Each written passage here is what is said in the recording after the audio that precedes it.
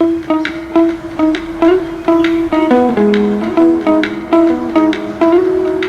Everyone, मेरा नाम है शुभम जैन और एक बार फिर से आपका स्वागत है हमारे YouTube चैनल नोमैडिक एसजे में। पिछली वीडियो में हमने आपको दिखाया कि आप उड़ीसा के जगन्नाथपुरी धाम के साथ साथ भुवनेश्वर एंड कोणार्क जो कि पुरी के साथ मिलकर एक गोल्डन ट्रायंगल बनाते हैं में कहां और कैसे घूम सकते हैं। साथ ही में हमने बात करी थी कि आप पुरी से अगर चिलिका लेक आना चाहते हैं तो वहां से आपको कैसे आना पड़ेगा। आज की इस वीडियो में हम आपको चिलिका लेक के बारे में तो डिटेल में बताएंगे ही, साथ में हम बात करेंगे कुछ ऐसी जगहों के बारे में जो कि उड़ीसा की बहुत ही पॉपुलर अट्रैक्शंस हैं एंड उड़ीसा घूमते वक्त आपको उनको बिल्कुल भी मिस नहीं करना चाहिए। तो इस वीडियो को आप एंड तक जरूर देखिएगा। अगर चैनल पर नए हैं तो चैनल को लाइक, शेयर एंड सब्सक्राइब करना बिल्कुल मत भूलिएगा। बेल आइकन को जरूर दबा लीजिएगा ताकि आपको लेटेस्ट वीडियोस के अपडेट सबसे पहले मिलते रहें।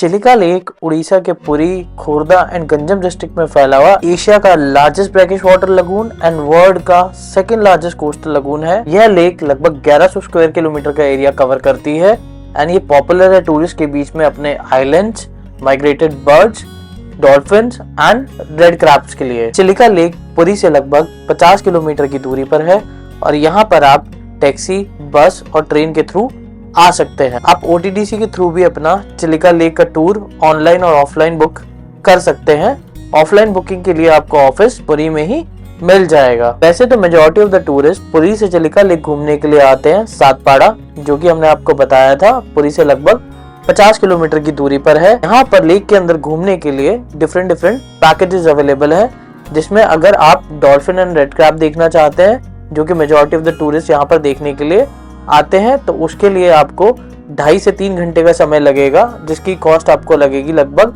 3500 से 4000 रुपए पर पर्सन के हिसाब से।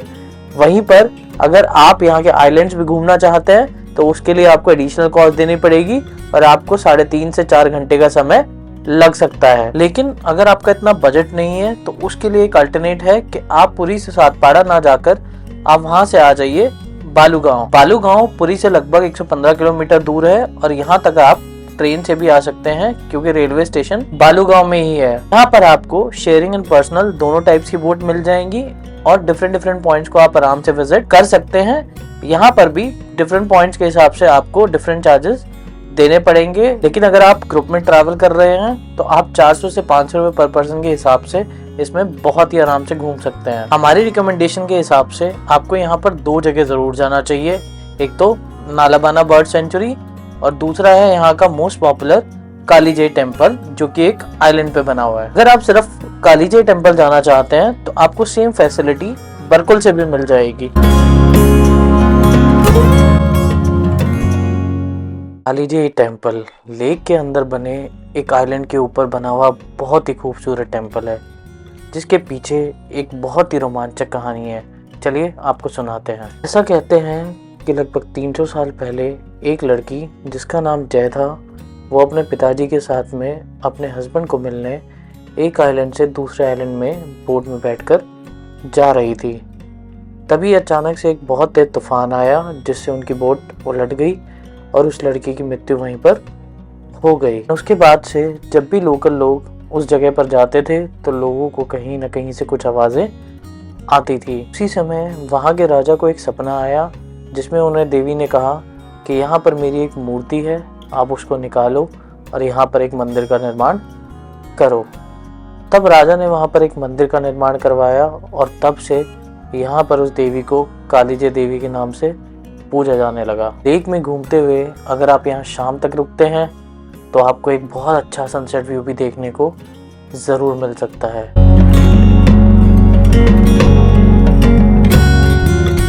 अब चिलिका लेक से सफर को आगे बढ़ाते हुए लगभग 15 किलोमीटर का रास्ता तय करने के बाद हम पहुंच जाते हैं गंजम डिस्ट्रिक्ट के एक फेमस टेम्पल मां नारायणी टेम्पल के पास। यहाँ तक आने का आखिरी 4 किलोमीटर का रास्ता बहुत ही सुहावना है और पेड़ पौधों से भरा हुआ है।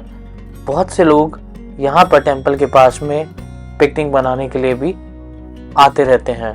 हमारी विजिट के समय में यहाँ पर कुछ कंस्ट्रक्शन का काम चल रहा था, लेकिन फिर भी कुछ एक सीढ़ियाँ चढ़कर हम ऊपर गए और हमने मां नारायणी के काफी अच्छे से दर्शन किए। अवेलेबल सोर्सेज के हिसाब से यह कहा जाता है कि इस मंदिर का निर्माण लगभग 7th सेंचुरी के आसपास हुआ था एंड ये कलिंगा आर्किटेक्चर में बना हुआ है। अगर आप इस तरफ आ रहे हैं तो आप इस टेम्पल में जरूर दर्शन करिए। माता के दर्शन करने के बाद और कुछ समय घूमने के बाद में हम निकल पड़ते हैं अपने आज की मोस्ट अवेटेड डेस्टिनेशन पर पहुंचने के लिए, और लगभग 15 किलोमीटर का सफर करने के बाद हम पहुंच जाते हैं अपनी मंजिल गोपालपुर। समय हो चुका था शाम के 4 बजे और हमें लग रही थी बहुत तेज भूख। तभी हमारी नजर पड़ती है चौक के सामने एक शॉप पे जिसका नाम था माँ दुर्गा टिफिन सेंटर। वहाँ पर रुककर हमने कुछ स्नैक्स आइटम खाए और फिर हम आगे बढ़े अपने होटल की तरफ। और फिर लगभग 1 किलोमीटर का सफर और तय करने के बाद में हम पहुंच जाते हैं गोपालपुर के अपने स्टे पर, जो कि था पीपल सी व्यू रिजॉर्ट। हर जगह पर रुकने की एक कॉस्ट होती है, तो यहाँ रुकने के लिए जो हमने टैरिफ पे किया वो था 3500 डबल ऑक्यूपेंसी के साथ में। प्रॉपर्टी तो बहुत अच्छी नहीं थी, लेकिन हमें उससे क्या लेना देना था, क्योंकि हम तो एंजॉय कर रहे थे यहाँ की सराउंडिंग्स को। आपकी जानकारी के लिए ये कोई सी फेसिंग प्रॉपर्टी नहीं है, बट हाँ बहुत सारी सी फेसिंग प्रॉपर्टीज यहाँ पर अवेलेबल हैं, तो आप चाहें तो वहाँ पर रुक सकते हैं। थकान ज़्यादा होने के कारण थोड़ी ही देर में हम सोने चले जाते हैं और अगली सुबह उठकर जो हम नज़ारा देखते हैं वो ये है।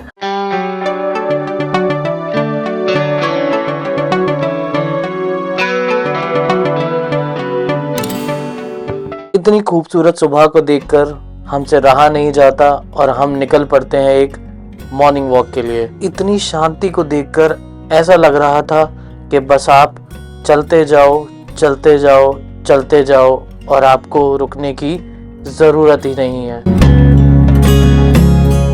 लेकिन ये सब ज़्यादा देर नहीं चल सकता था क्योंकि हमारे पास उतना समय नहीं था एंड कुछ ही देर में हम निकल पड़ते हैं यहाँ के सी बीच को देखने के लिए, जिसके लिए हम गोपालपुर आए थे। गोपालपुर बीच बहरमपुर सिटी से लगभग 15 किलोमीटर दूर है और ये उड़ीसा का एक बहुत ही पॉपुलर बीच है एंड इसको सैंडी गोल्डन बीच के नाम से भी जाना जाता है। अगर मैं ये कहूँ कि उड़ीसा के one of the best beaches में से एक बीच है तो वो कहना गलत नहीं होगा। यह उड़ीसा का एक ऑफ बीट डेस्टिनेशन भी है एंड बहुत सारे लोकल्स यहाँ पर वेकेशन के समय में कुछ टाइम स्पेंड करने के लिए आते हैं। वेडिंग्स के सीजन में आप इस जगह पर सारे होटल्स को बुक देखेंगे क्योंकि बहुत सारे लोग यहाँ पर डेस्टिनेशन वेडिंग करना पसंद करते हैं। वहीं पे ये जगह पॉपुलर है मूवी शूट्स के लिए और बहुत सारी लोकल लैंग्वेज की मूवीज यहीं पर शूट की जाती हैं। अगर आप एक अच्छे सनसेट और सनराइज को अपनी आइटनरी में जोड़ना चाहते हैं तो गोपालपुर बीच से बढ़िया जगह शायद ही आपको इस टूर में मिले।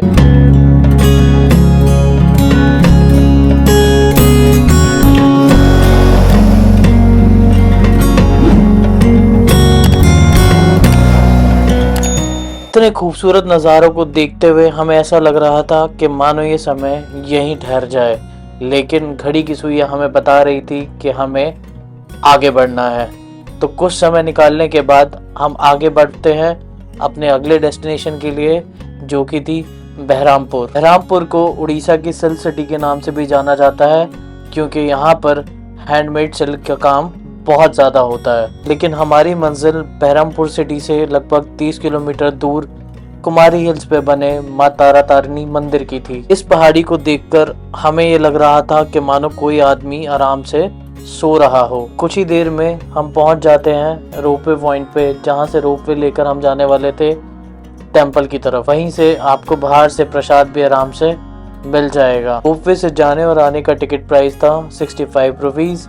बाकी आप चाहें तो बस के थ्रू भी जा सकते हैं। बस के लिए आपको एक 30 रुपये का टिकट लेना पड़ेगा, उसके लिए आपको दूसरे रास्ते से आना पड़ता है। टेम्पल तक जाने के लिए सीढ़ियां भी बनी हुई हैं और जो लोग माँ से मन्नत मांगते हैं वो इन सीढ़ियों को चढ़कर ही टेम्पल तक आते हैं। यहाँ तक आने के लिए लगभग 999 सीढ़ियाँ चढ़नी पड़ती हैं। रोपवे से आप 5 से 7 मिनट में ही टेम्पल पर पहुँच जाएंगे एंड कैबिन में बैठकर आप ऋषिकुलिया नदी का काफ़ी अच्छा व्यू देख सकते हैं। टेम्पल के अंदर फोटोग्राफी अलाउड नहीं थी, लेकिन आपकी जानकारी के लिए आपको माँ तारा तारिणी के दर्शन एक स्टोन के ऊपर क्राफ्ट की गई 2 मूर्तियों के रूप में होंगे, जिसमें से एक है माँ तारा एंड दूसरी है माँ तारिणी। माँ तारा तारिणी के इस टेम्पल को लेकर बहुत सारी कथाएं हैं। कुछ लोग इस जगह को एक शक्तिपीठ भी मानते हैं कि ऐसा कहा जाता है कि माता सती के आत्मदाह के बाद में विष्णु जी ने जब चक्र चलाया था तो माता सती के ब्रेस्ट वाला हिस्सा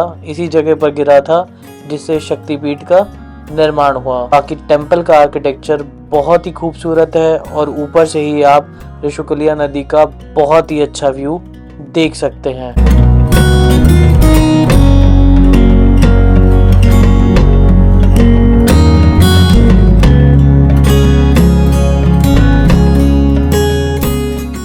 तो दोस्तों चलिए अब आपको बताते हैं कि आप इन सब जगहों पर कैसे घूम सकते हैं। अगर आप पुरी या भुवनेश्वर आ रहे हैं और आपके पास 2 दिन एक्स्ट्रा हैं तो आप इन सभी जगहों पर आराम से घूम पाएंगे।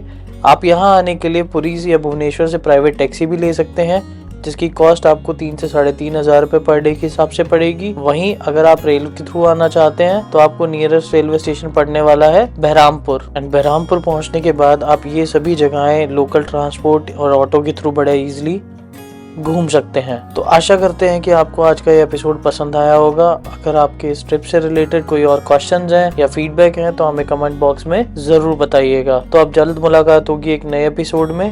तब तक के लिए बाय बाय, टेक केयर।